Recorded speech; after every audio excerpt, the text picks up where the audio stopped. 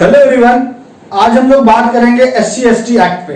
और ये जो एक्ट है SC ST एक्ट, ये काफी इंपॉर्टेंट है बिहार AP एग्जाम के रिगार्डिंग। आज हम लोग बात करने वाले हैं सेक्शन 5 से लेके सेक्शन 9 तक, क्योंकि हम लोगों ने ऑलरेडी प्रीवियस लेक्चर्स में सेक्शन 1 से लेके सेक्शन 4 तक SC ST एक्ट का कंप्लीटली विथ फुल डिटेल हम लोगों ने बात किया, समझा बातों को। अगर आपने उन एपिसोड्स को मिस किया है तो आपको उन एपिसोड्स का लिंक मिल जाएगा डिस्क्रिप्शन बॉक्स में। आज के एपिसोड को शुरू करें उसके पहले अगर आप अभी तक हमारे चैनल पे नए हो तो इंतजार मत करो, जल्दी से जाओ। आपको नीचे दिखेगा सब्सक्राइब बटन रेड कलर का, आप उस पर क्लिक करो, चैनल को सब्सक्राइब जरूर करो, बेल आइकन दबाओ ताकि डेली लेक्चर आपको मिले। अगर आपको कोई भी समस्या है लॉ से जुड़ा हुआ तो आप मुझे बेझिझक इंस्टाग्राम पे फॉलो करो, इंस्टाग्राम का लिंक आपको दिख जाएगा डिस्क्रिप्शन बॉक्स में। अगर आप हमारे टेलीग्राम जुडिशियल ग्रुप से जुड़ना चाहते हैं तो टेलीग्राम जुडिशियल ग्रुप का भी लिंक आपको मिल जाएगा डिस्क्रिप्शन बॉक्स में। तो चलिए बिना समय गवाए स्टार्ट करते हैं आज के एपिसोड। सेक्शन 5 का बात करेंगे तो सेक्शन 5 की हेडिंग को देखिए, enhance punishment for subsequent conviction. देखिए सेक्शन 5 से सेक्शन 9 को आज का टॉपिक मैंने इसलिए बनाया है क्योंकि ये जो सेक्शंस हैं इनसे कभी भी मेंस में सवाल नहीं बनेगा। आपको बस इन सेक्शंस के रिगार्डिंग ये समझना है कि ये सेक्शंस कहना क्या चाहता है, इसका क्या ऑब्जेक्ट है। बस आपको मूल बात इन सेक्शंस के बारे में समझना है, इसके अलावा आपको ज्यादा कुछ दिमाग इसमें लगाना नहीं है। मैं आप लोगों को फिर बोलूंगा कि लेक्चर को पूरा देखिएगा, अपने पास नोटबुक जरूर रखिएगा, कंसर्निंग सब्जेक्ट का कम से कम बेरट टेक्स्ट बुक है तो बहुत अच्छा। इससे फायदा बेनिफिट ये होगा कि आपका खुद का पर्सनल नोट होगा जो आपको काफी मदद करेगा एग्जाम के टाइम में। तो आइए पॉइंट पे बात करते हैं। सेक्शन 5 कहता है, बात को समझिए, सेक्शन 5 कहना क्या चाहता है कि मान लीजिए कोई पर्सन है, उसने कोई अपराध किया इस एक्ट के अकॉर्डिंग, SC ST एक्ट। अब अगर वो व्यक्ति दोबारा अगर उसी अपराध को करता है 2 बार या उससे अधिक टाइम्स, तो फिर उसको दोबारा अपराध करने के लिए कहता है सेक्शन 5 पनिश किया जाएगा विथ मोर सीवियर पनिशमेंट। और सजा बता रहा है सेक्शन 5 के अकॉर्डिंग फॉर सब्सिक्वेंट कन्विक्शन, उसको कम से कम मतलब 1 साल से कम का इंप्रिजनमेंट नहीं होगा, और ये ज्यादा हो सकता है जो भी उसने दोबारा ऑफेंस किया है उस ऑफेंस का जो पनिशमेंट है वो पनिशमेंट हो सकता है उसको। तो ये है सेक्शन 5। आगे बढ़ते हैं, बात करते हैं सेक्शन 6 का।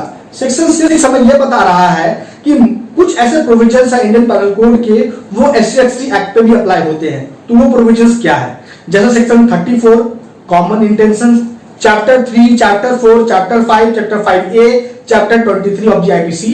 ये जो प्रोविजंस दिए गए चैप्टर्स में, ये प्रोविजंस SC ST एक्ट पे भी लागू होंगे, ये कह रहा है सेक्शन 6। सेक्शन 7 पे बात करते हैं अगर हम लोग बात, तो हेडिंग को देखिए क्या कहता है, forfeiture of property of certain of persons. आखिर किन परिस्थिति में व्यक्ति के प्रॉपर्टी को जब्त करने का भी निर्देश, फॉरफिट करने का भी निर्देश दे सकती है कोर्ट। तो समझिए बात को।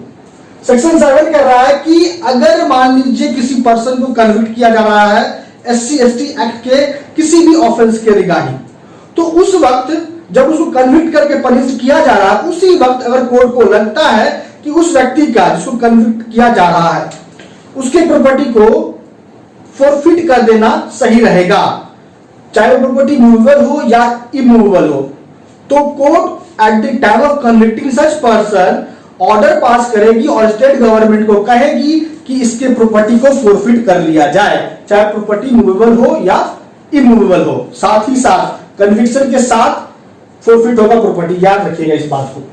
सेक्शन 8 का अगर बात करें तो सेक्शन 8 कहता है कुछ फैक्ट को लेके प्रिजम्पशन के बारे में बताता है सेक्शन 8। अगर कोई ऑफेंस इस एक्ट के रिगार्डिंग हुआ तो कुछ ऐसे फैक्ट है जिसको कोर्ट प्रिज्यूम कर लेगी। जैसे इसमें 3 बात कहा गया है सेक्शन 8 में। जैसे देखिए, पहला, अगर कोई एक पर्सन अपराध के होने में फाइनेंशियली असिस्ट करता है, उस अपराध के होने में जो पनिशेबल है SC ST एक्ट के अकॉर्डिंग, तो माना जाएगा जो फाइनेंशियली असिस्ट करने वाला पर्सन है वो अबेट कर रहा है ऑफेंस को। अगर ये साबित हो गया कि उसने फाइनेंशियली असिस्ट किया है तो प्रिजम्पशन यही अराइज होगा कि उसने अबेट किया है अपराध को। पहला बात। दूसरा बात कहता है कि अगर मान लीजिए अपराध बहुत सारे व्यक्तियों के द्वारा हुआ है, ग्रुप ऑफ पर्संस के द्वारा अपराध हुआ है इस एक्ट के रिगार्डिंग, और अगर वो किसी सिक्वल में हुआ है और उस सिक्वल में हुआ जिसका संबंध जमीन के विवाद से है, तो माना यह जाएगा कि उन ग्रुप ऑफ पर्सन के द्वारा जो ऑफेंस हुआ है तो वो सभी व्यक्ति लायबल है as per section 34 of the IPC, और you can say section 149 of the IPC. Means to say माना यह जाएगा कि उन्होंने उन व्यक्तियों ने जो अपराध किया है इन फर्दरेंस ऑफ कॉमन इंटेंशन किया है या इन प्रोसिक्यूशन ऑफ कॉमन ऑब्जेक्ट किया है। तीसरा बात जो कहता है सेक्शन 8 कि अगर किसी व्यक्ति को विक्टिम या उसके परिवार के बारे में पर्सनल नॉलेज था तो प्रिजम्पशन यही है कि अगर उसने अपराध किया तो प्रिजम्पशन यही होगा उसके अगेंस्ट कि उस व्यक्ति को पता था कि उस विक्टिम और उसके परिवार का क्या कास्ट है, किस ट्राइब से वो बिलोंग करता है, किस कम्युनिटी से वो आता है। तो ये 3 प्रिजम्पशन के बारे में बात करता है सेक्शन 8। बात करें सेक्शन 9 का, तो सेक्शन 9 कहता है कन्फर्मेंट पावर्स। स्टेट गवर्नमेंट को ये सेक्शन 9 के अकॉर्डिंग एक्ट का पावर दिया गया है कि जो पावर पुलिस ऑफिसर को होता है इस एक्ट के रिगार्डिंग, उस पावर को स्टेट गवर्नमेंट स्टेट के द्वारा नियुक्त किए गए ऑफिसर्स को भी दे सकती है, चाहे वो पावर इन्वेस्टिगेशन से रिगार्डिंग हो, चाहे वो पावर प्रोसिक्यूशन के रिगार्डिंग हो, चाहे वो पावर अरेस्ट के रिगार्डिंग हो। तो स्टेट गवर्नमेंट के द्वारा नियुक्त प्राधिकारी, और स्टेट गवर्नमेंट जो अपॉइंट करेगा by notification in the official gazette, तो स्टेट गवर्नमेंट के द्वारा नियुक्त प्राधिकारी को भी वो पावर होगा जो पुलिस ऑफिसर को है इस एक्ट के अंतर्गत, जिसका संबंध इन्वेस्टिगेशन, अरेस्ट, प्रोसिक्यूशन से हो है। इसका अगर सबसेक्शन 2 को आप देखोगे तो सबसेक्शन 2 कहता है कि जो भी पुलिस ऑफिसर्स होंगे, जो भी अन्य ऑफिसर्स होंगे, उनका यह काम होगा कि जो ऑफिसर स्टेट गवर्नमेंट के द्वारा अपॉइंट हुआ है, अगर वो किसी प्रोविजंस को एग्जीक्यूट कर रहा है इस एक्ट का, तो उसको इस काम में मदद करे। और सबसेक्शन 3 कहता है सेक्शन 9 का कि अगर कोई पावर पुलिस ऑफिसर को है सीआरपीसी के रिगार्डिंग, तो वो हर एक पावर उस ऑफिसर्स को भी होगा जो अपॉइंट हुआ है स्टेट गवर्नमेंट के द्वारा। तो ये हो गया सेक्शन 9। तो दोस्तों अब आ चुका है लेक्चर को कंक्लूड करने का टाइम। वीडियो छोटा था लेकिन बहुत महत्वपूर्ण था।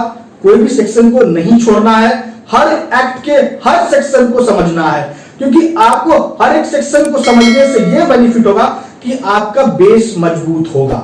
अगर आपका बेस मजबूत होगा तो आप कभी भी कंफ्यूज्ड नहीं होइएगा। तो इसलिए हर एक सेक्शन को समझना है। तो आज हम लोगों ने सेक्शन 5 से 9 तक की प्रोविजंस को देखा, समझा, और इसी के साथ आपका 1 से लेकर 9 तक SC/ST एक्ट का भी कंप्लीट हो गया है। ऐसे आपको आर्म्स एक्ट का भी प्रोविजंस मैंने आपको कराया, कंप्लीट हो चुका है।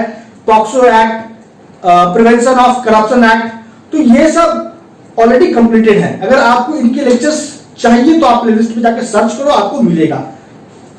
तो दोस्तों अंततः मैं आपको बस इतना बोलूंगा कि अगर आपको वीडियो अच्छा लगा है, बात समझ में आई है, तो आप इसे लाइक जरूर कीजिएगा, क्योंकि आपके लाइक से, शेयर से, कमेंट से बहुत मोटिवेशन मिलता है। और हो सके तो अपने स्टडी रेडी ग्रुप में शेयर जरूर कीजिए। और अगर कोई पर्सनल क्वारी है तो मुझे आप इंस्टाग्राम पे फॉलो जरूर कीजिए, आपको लिंक मिल जाएगा डिस्क्रिप्शन बॉक्स में। और अगर आपको टेलीग्राम जुडिशियल ग्रुप से जुड़ना है, मैं आपको रिकमेंड करता हूं जो लॉ स्टूडेंट है वो टेलीग्राम जुडिशियल ग्रुप से जरूर जुड़े, उनको बहुत बेनिफिट होगा। उसका भी लिंक आपको दिख जाएगा डिस्क्रिप्शन बॉक्स में। तो दोस्तों आज लेक्चर में इतना ही। आपका अब तक हमारे साथ बने रहने के लिए बहुत बहुत धन्यवाद।